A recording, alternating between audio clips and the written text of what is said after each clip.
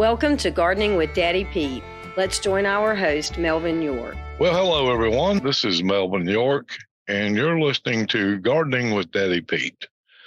And today, what we'd like to talk about just a little while would be a time to save. A time to save. I know we've talked about saving seeds before, and a lot of people gets the impression that that's a fall duty or a thing to do in the fall, but actually it's a thing that we do during the three different seasons of growing that we do have here in the Piedmont of North Carolina. Now, depending on where you're at, you may not have it 2 seasons, and you could maybe just have one long one from late spring into early fall. But regardless of what it is, if you will take a few of these tips and you will have seeds for next year or the next planting time, depending on how many times that you do plant a year. Now, what we're going to talk about today is saving the seeds, and we want to keep in mind that we save seeds that are heirloom variety. Now, the reason being that we do heirloom variety basically is with a hybrid seed, we really don't know what the next generation will be. Hybrids are a cross of at least one other variety, or 2 or 3 could be crossed together to produce a plant that may be less disease resistant, that could be less drought resistant. The fruits would be sweeter, just a variety of different reasons.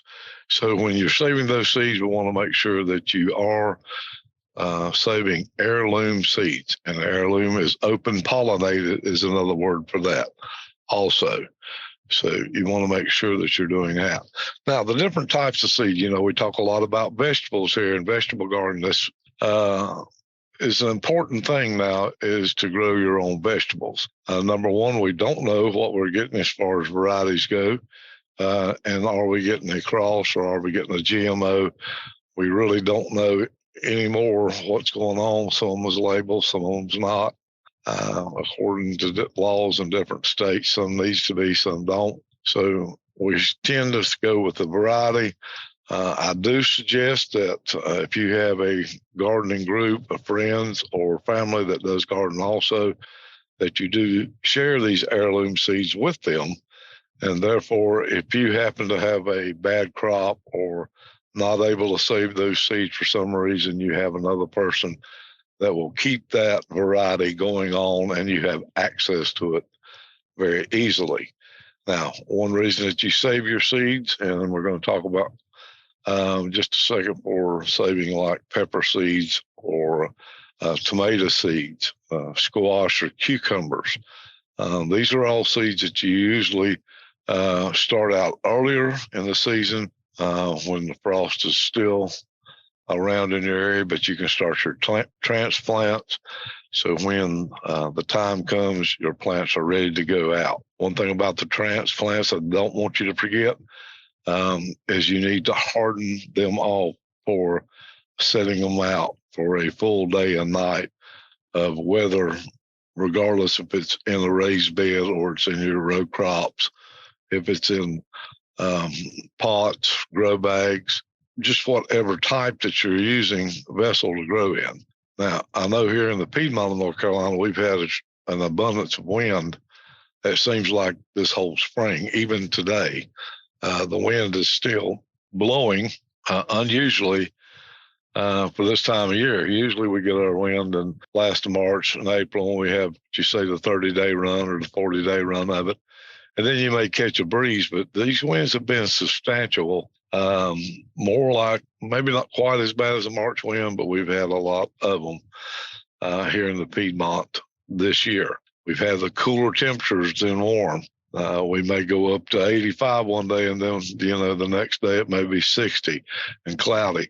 So plants are under a lot of stress this year. If you're a first-time gardener and the plants don't look right, things are going on, it could be weather-related and not you, so we don't want you to get discouraged in this at all. But let's talk just a little bit about saving those seeds. Again, if you're keeping that journal that we've talked about, this will be a good time to enter that in. for what you're saving for the next planting season or the next year. These seeds that you're saving now, and if you do save them correctly, you'll be able to plant them and use them next year. In the Piedmont here, we are able to actually get 3 crops. We can get a spring crop of cold weather, we get our spring summer crops, and we can actually, some of those like green beans, corn, we can actually plant those twice. Tomatoes, we can set early, set late, and it just makes a total difference from what area you are. Then we can go by and plant our fall crops then for fall. So right now, and this is just a few days left of spring, summer's right on our heels here, most of your cold weather crops should be bolting or going to seed. The correct terminology for a lot of these cold weather crops going to seed is called bolting, and you'll see that in your cabbage, you'll see that in a lot of your greens, you'll see that in your broccoli and your spinach. So these are some of the ones you want to keep your eye out for that you can be saving seeds off of now. If you have a lot of herbs out, like sage, for instance, sage is already bloomed. It's already put off seeds. I have already collected seeds for my sage. This may be something you want to look at too. Now, cucumbers are coming in. Tomatoes are coming in. Squash, zucchinis coming in. And the way to save those are you let those go past what I call the desirable stage table purposes or canning purposes. Let them get into the bigger stage, start turning that yellow color. And when they start to shrivel just a little bit, go ahead, take those inside. For instance, there's a difference the way you save tomatoes, cucumbers, squash, zucchini. Cucumbers is one, they'll turn a darker like yellow. When you take those in, they will have an aroma to them. You want to split those open, have a fine screen colander, rake the seeds out of those, wash them well, spread them out on the newspaper, let them dry. You need to let them dry for at least a good 10 to 12 days, 2 weeks is fine. Then when they are dry, you want to make sure whatever pulp or whatever's left, take those seeds, kind of halfway clean them as you're putting them in your container, which would be a jar, whether it be a Ziploc bag, whether it be envelopes. Make sure that you do label those for next year and what variety and type seed they are. If not careful, you can mix a cantaloupe seed up with a cucumber seed. They look identical when you're saving them. So make sure that you do label them and for what season that you're going to be using them in. So if you're getting them now, you're not going to plant a fall crop, go ahead and label those for the next year, which would be 2024. With tomatoes, again, get a ripe tomato, bring it in, do the same thing, cut it open, kind of squish it around in a fine wired colander, wash the seeds out well, and put on paper. That's the same way with a a squash or a zucchini. You want to let those go just a little harder. Let the outside start getting a little hard on those. And then you can bring them in, let them finish drying. Then you can break them open and actually do those. Green beans, if you're picking green beans now. The first pick on that, leave some of the green beans so you're first picking, and watch those as they get older and they turn a yellow color. Then the next picking, you'll see them start to get into the shrivel stage. Go ahead, pick those, bring them in, let them dry, then shell them, and then put those seeds up. That's a good way to do that. You can do it with anything you've got, whether it's corn, whether it's okra, you can always do that. You can do it with the seeds off your greens, like we talked about, your spinach. Save all those seeds, especially if you're doing transplants. You can also do that with your flowers. Do that with marigolds. You can deadhead those marigolds when they look down like that, bring the seeds in, save those. You can label them, have them for next year. Sunflowers are the same. Sunflowers you can pick on what seeds you don't use to consume. A lot of people like to roast the sunflower seeds, and they are excellent, but you can bring those in, save those for sunflowers for next year. Some of your herbs, like we talked about, you can do your dill like that. Onions. Onions is a good one. You can save the seed from the onions. Also, you can save it from garlic. These are the seeds like this is always perfect. And if you'll notice, just about any herbs will put out a seed that you can save. Your vegetables will.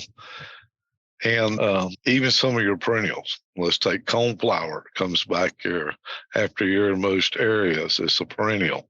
You can save the seed from the coneflower. That's simple enough. Sometimes you can do that with the chrysanthemums. Chrysanthemum is what we call a biperennial in areas. If they're put up near a building or in the right area, they do tend to come back year after year. But you can save the seeds for those and plant those. Actually, if you want the bigger buds, your chrysanthemums will start putting blooms on in the spring. Go ahead, deadhead those buds off, wait and let them come back later around August, mid-August, and then you will have that beautiful array of flowers for the fall, depending on what you want to use.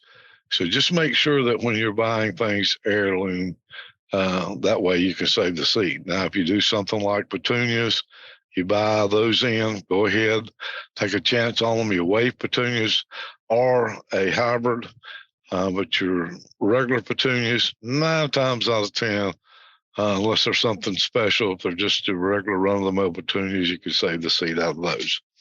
You can go to our website, which is daddypetes.com, and you can tune in and listen to these podcasts that we've done. We do have an archive built up of all the different ones we do. And you also, there's a place there to leave a comment or ask a question. We would love to hear from you. While you're there, we'd like for you to go through and look at all of our different soils, our mixes, our mulches, that we can help you do any gardening or landscaping project around your house or farm. That's what we do. As Daddy Pete's slogan is, and we do mean it, we help you grow. Look at that. Sign up for our monthly garden tip email. Now, we send that to you out once a month. We don't sell your email address. We don't share your email address. That goes from you to us and us to you. And that's as far as it goes. Also, in that newsletter, you will find some just tremendous recipes to use some of the vegetables and some of the fruits that you're canning or preparing, some that you're going to use that month instead of preserving. I think that you will find that some of these recipes are really jam up, and some of the old time recipes. That's the good ones. So if you get a chance, just go there. Again, it's daddypetes.com, and we certainly do appreciate each and every one of our customers, and we appreciate the time you take to listen to these podcasts. Hope it does help you. Well, until next time, you've been listening to Gardening with Daddy Pete, and I'm your host, Melvin York. Happy gardening. Thank you for joining today's Gardening with Daddy Pete. You can check out our website at daddypetes.com for additional gardening tips and our podcast at gardeningwithdaddypete.podbean.com. You can also join us on Amazon, Apple, or Spotify.